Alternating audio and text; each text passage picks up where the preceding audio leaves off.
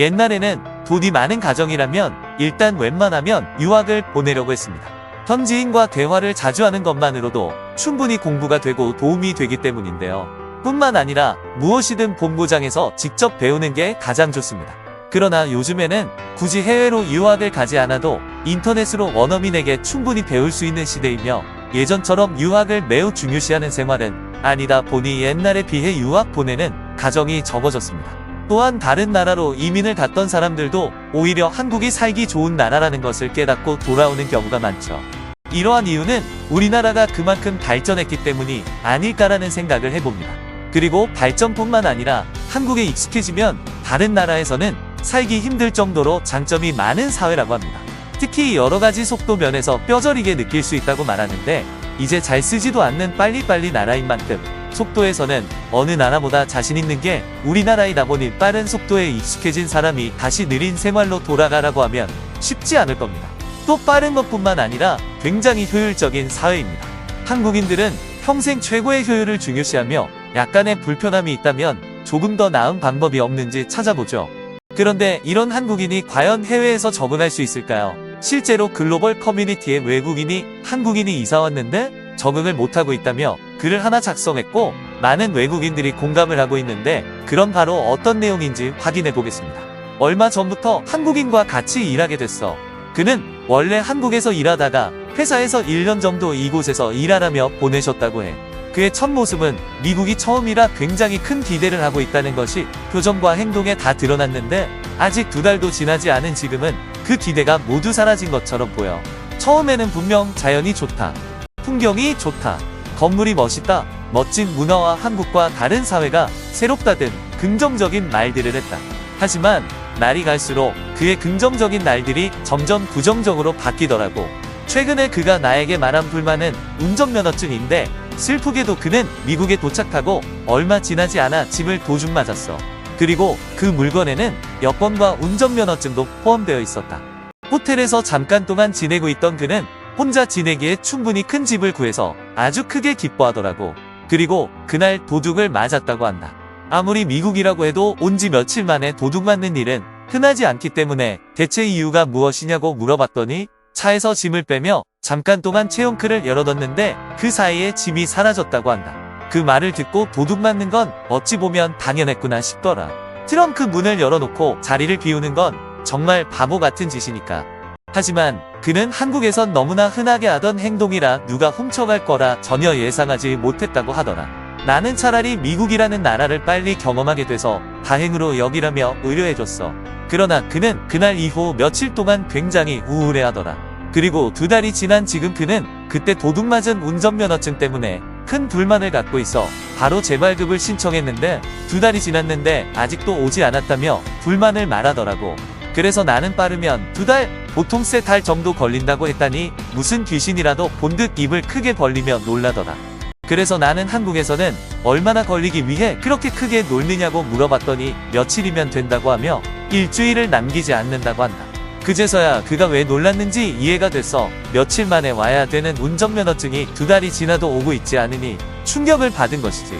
하지만 그의 불만은 이게 끝이 아니었다.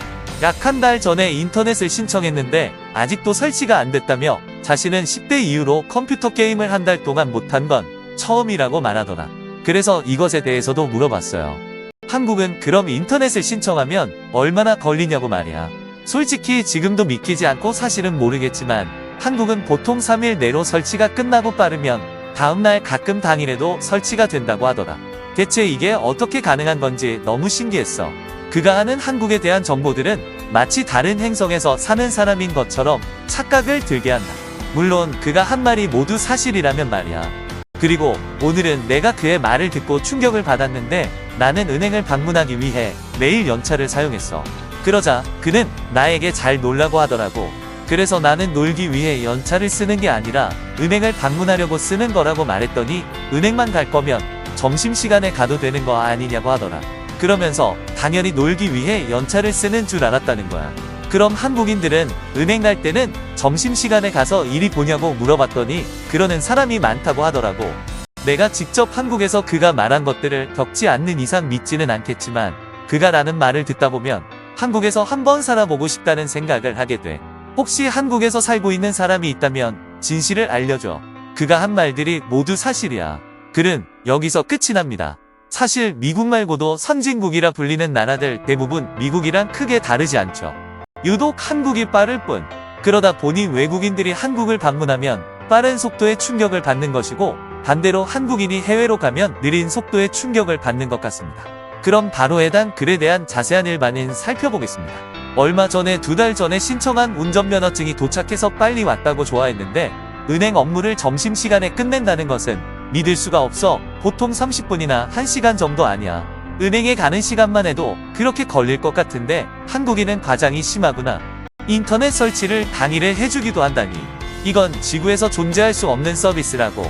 아마도 아빠나 엄마가 인터넷 설치 기사가 아닐까 싶어. 그런 게 아닌 이상 당일에 설치하는 건 있을 수가 없는 일이야. 아시아에서 가장 발전된 것은 한국인가 나는 대륙별로 유럽이 가장 낮고 다음이 아메리카, 아시아, 아프리카 순서라고 생각을 하거든. 그럼 한국을 여행하면 아시아 수준이 어느 정도인지 알 수 있는 건가? 아시아에서 가장 발전된 나라는 한국이 아니라 일본이야. 그 다음이 중국, 싱가포르, 대만, 한국 정도지. 아마 한국은 5번째 정도 되지 않을까 싶어. 일본에서 중국으로 바뀐 지 20년이 흘렀고 한국은 일본에 이어 3번째야. 이건 내 의견이고 GDP를 기준으로 삼았어. 일본인으로서 인정할 수 없어. 일본보다 중국이 앞선다고 말하는 건 중국인뿐이야. 그리고 한국이 일본지인 것은 맞지만 그만큼 아시아 나라들은 발전이 덜 됐기 때문이다. 하지만 한국은 일본의 도움을 받아 다른 아시아 나라들보다는 발전이 빨리 된 거지. 일본 옆에 있는 지리적인 이점도 있고, 솔직히 외국인으로서 서울과 도쿄를 여행해보면 어느 나라가 한국이고 일본인지 구분하지 못해. 그만큼 비슷하다. 난 아직 일본이 더 발전됐다고 생각하지만 30년 전 서울과 도쿄를 비교해보면 발전 속도는 한국이 월등히 빨라. 비속도면 아마 곧 많은 지표를 역전하지 않을까 싶더라. 내가 한국에서 은행을 처음 방문했을 때 한 여성이 들어와 은행 직원에게 무언가 말을 했는데 내가 들을 수 있던 말은 20분이었다. 아마도 얼마나 걸리냐고 물어본 것 같은데 재미있게도 그녀는 20분이나 걸리냐며 약간 짜증 섞인 혼잣말을 했다는 거야. 미국으로 오면 200분이 걸린다는 것을 그녀에게 알려주지 그랬어.